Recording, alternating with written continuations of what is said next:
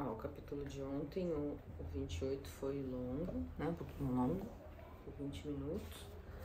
E o 29 é por aí também. Mas eu acho que não vai dar tudo isso, não. É que ele é longo também, mas acho que não vai dar tudo isso. Vamos lá, vamos em frente. Então, capítulo 29 de Comer, Rezar e Amar. Estamos na Itália ainda. A chegada da minha irmã a Roma, alguns dias depois, ajudou a desviar a minha atenção da tristeza por causa de David, que não queria ir embora e me fez voltar ao ritmo normal. Minha irmã faz tudo depressa e a energia rodopia sua volta em pequeninos ciclones. Ela é 3 anos mais velha e 8 centímetros mais alta do que eu. É atleta, estudiosa, mãe e escritora. Durante o tempo todo que passou em Roma, treinou para uma maratona, o que significa que acordava de madrugada e corria quase 30 quilômetros durante o tempo que geralmente leva para ler um artigo de jornal e tomar 2 cappuccinos. Na verdade, ela parece uma gazela quando corre. Quando estava grávida do primeiro filho, certa vez, nadou de uma margem a outra de um lago no escuro. Não quis acompanhá-la e sequer estava grávida. Era com medo danado. Mas a minha irmã não sabe o que é ficar com medo. Quando estava grávida do segundo filho, uma parteira perguntou se Caterine tinha algum medo que nunca houvesse revelado sobre qualquer coisa que pudesse dar errado com o bebê. Por exemplo, defeitos genéticos ou complicações durante o parto. Minha irmã respondeu: meu único medo é que o bebê vire republicano quando crescer. Esse é o nome da minha irmã, Caterine. Ela é a minha única irmã. Quando éramos crianças na zona rural de Connecticut, éramos só nós duas morando em uma fazenda com os nossos pais. Não havia outras crianças por perto. Ela era forte, dominadora e comandante da minha vida inteira. Eu vivia em perpétua admiração e medo dela. A opinião de mais ninguém tinha importância, só a dela. Eu roubava quando jogava baralho com ela só para perder, para ela não ficar brava comigo. Nem sempre éramos amigas. Eu a irritava e tive medo dela, acho, até fazer 28 anos e me cansar de ter medo. Esse foi o ano em que finalmente a enfrentei e a reação dela foi algo do tipo: por que demorou tanto? Mal estávamos começando a estabelecer os novos termos do nosso relacionamento quando o meu casamento começou a desandar. Teria sido tão fácil para Caterine obter sua vitória graças à minha derrota. Eu sempre fora a amada, a sortuda, a preferida, tanto da família quanto do destino. O mundo sempre fora um lugar mais confortável e acolhedor para mim do que para minha irmã, que se esforçou muito na vida e algumas vezes tudo que conseguiu foi ser ferida por ela com bastante força. Teria sido tão fácil para Caterine ter reagido ao meu divórcio e à minha depressão com olha a menininha perfeita agora. Em vez disso, ela me apoiou totalmente. Atendia ao telefone no meio da noite sempre que eu estava aflita e fazia ruídos reconfortantes. Ia comigo sempre que eu saía à procura de motivos pelos quais estava tão triste. Durante muito tempo, ela praticamente me substituiu na minha terapia. Vamos de novo? Durante muito tempo, ela praticamente me substituiu na minha terapia, tamanha frequência de sua participação. Eu ligava para ela depois de cada sessão para relatar tudo o que havia compreendido no consultório da minha terapeuta e ela largava o que quer que estivesse fazendo e dizia: isso explica muita coisa. Ou seja, explica muita coisa sobre nós duas. Agora falamos pelo telefone quase todos os dias, ou pelo menos nos falávamos antes de eu vir para Roma. Hoje em dia, antes de qualquer uma de nós duas entrar em um avião, sempre liga para outra para dizer: sei que isso é meio mórbido, mas eu só queria dizer que te amo.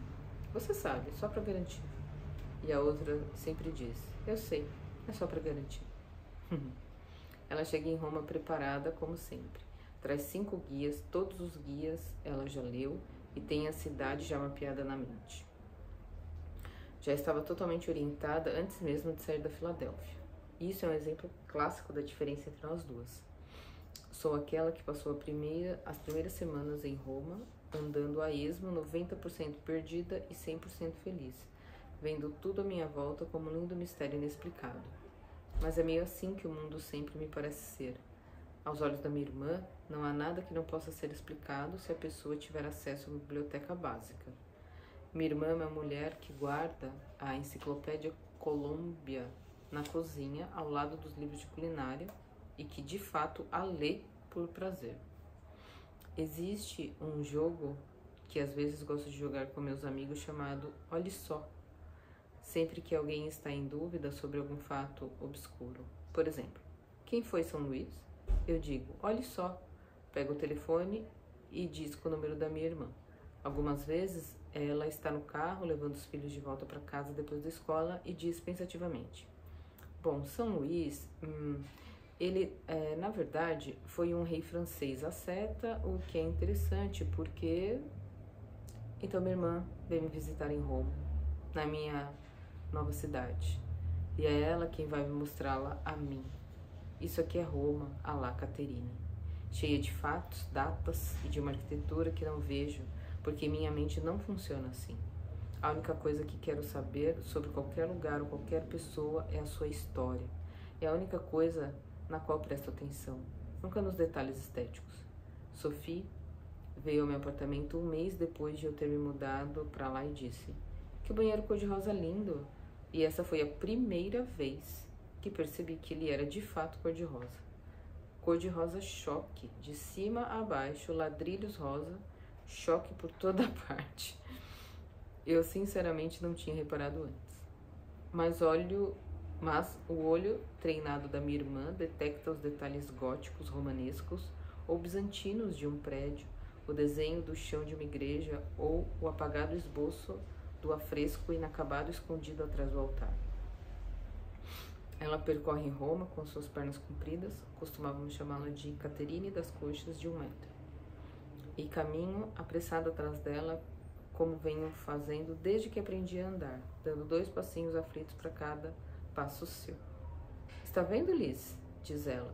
Está vendo como eles simplesmente colaram essa fachada novecentista por cima daqueles tijolos? Aposto que se a gente virar a esquina vai encontrar isso. Ah lá, está vendo? Eles usaram mesmo os monolitos romanos originais como vigas, provavelmente porque não tinham homem suficiente para tirar do lugar. Eu gosto bastante da cara de segunda mão dessa basílica. Caterine carrega seu mapa e seu guia verde Michelin. Eu carrego nosso piquenique para o almoço. 2 daqueles pães redondinhos e uma linguiça condimentada, sardinhas em conserva, enroladas em volta de suculentas azeitonas verdes. Um patê de cogumelos, que tem gosto de floresta, bolas de mozzarella defumada, rúcula com pimenta grelhada, tomatinho cereja, queijo pecorino, água mineral e meia garrafa de vinho branco gelado. E enquanto me pergunto onde vamos comer, ela pergunta em voz alta: por que as pessoas não falam mais sobre o Concílio de Trento? Ela me faz entrar em dúzias de igrejas romanas e eu as confundo todas. Santo isso e santo aquilo, santo alguém, dos penitentes descalços da Divina Misericórdia. Mas o fato de eu não conseguir me lembrar nem dos nomes, nem dos detalhes de todos esses contrafortes e corninjas não quer dizer que eu não adore estar nesses lugares com minha irmã, cujos olhos cor de cobalto não deixam escapar nada. Não me lembro do nome da igreja que tinha os afrescos tão parecido com aqueles murais feitos pelos americanos em homenagem ao New Deal, mas lembro-me de Caterine mostrando-os para mim, dizendo: não dá para não amar aqueles papas que são a cara do Franklin Roosevelt ali em cima. Também me lembro da manhã em que acordamos cedo e fomos assistir à missa em Santa Susana e ficamos de mãos dadas ouvindo as freiras entoarem seus cantos gregorianos da alvorada, ambas aos prantos por causa da magia ressonante de suas preces. Minha irmã não é uma pessoa religiosa. Na verdade, ninguém na minha família é. Passei a gostar de me referir a mim mesma como a ovelha branca da família. Minhas experiências espirituais interessam a minha irmã sobretudo pela curiosidade intelectual. Acho esse tipo de fé tão lindo, sussurra ela para mim na igreja. Mas não consigo? Simplesmente eu não consigo? Vejam outro exemplo das diferenças entre nossa forma de encarar o mundo. Uma família que mora no bairro da minha irmã recentemente viveu uma tragédia dupla, quando tanto a jovem mãe quanto seu filho de 3 anos descobriram estar com câncer. Quando Catarine me contou isso, só consegui dizer chocada: meu Deus, essa família precisa de uma bênção. E ela firme retrucou: essa família precisa de comida. E dedicou-se a organizar o bairro inteiro para levar o jantar para aquela família, todas as noites durante um ano inteiro.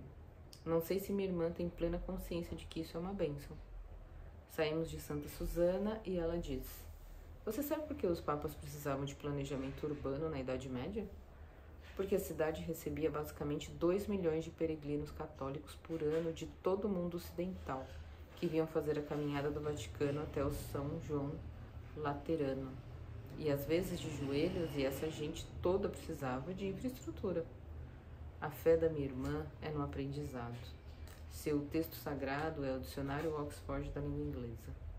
Quando ela inclina a cabeça para estudar, correndo os dedos pelas páginas, ela está com seu Deus.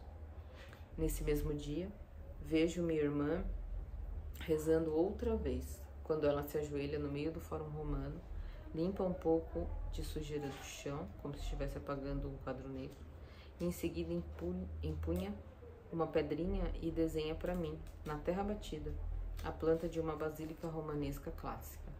Aponta para o desenho e depois para a ruína à sua frente, fazendo-me entender. Até eu, que não presto atenção em nada, consigo entender como aquele prédio deveria ter sido 18 séculos antes. Com o dedo, esboça no ar vazio os arcos ausentes, a nave, as janelas, há muito desaparecidas. Como um menino pintando o céu, ela preenche o cosmo deserto com sua imaginação e reconstrói o que foi destruído. Em italiano existe um tempo verbal raramente usado, que se chama passato remoto, o passado remoto. Usa-se esse tempo quando se está falando de coisas em um passado muito, muito distante, coisas que aconteceram há tanto tempo atrás que não têm absolutamente mais nenhum impacto pessoal sobre você, por exemplo, a história antiga. Mas a minha irmã, se falasse italiano, não usaria esse tempo verbal para falar de história antiga. No mundo dela, o Fórum Romano não é remoto, tampouco é passado. É exatamente tão presente e próximo dela quanto eu. Ela vai embora no dia seguinte. Escute, digo. Não deixe de me ligar quando seu avião aterrissar em segurança, tá? Não quero ser mórbida, mas... eu sei, querida, diz ela. Eu também amo você. Bonitinhas.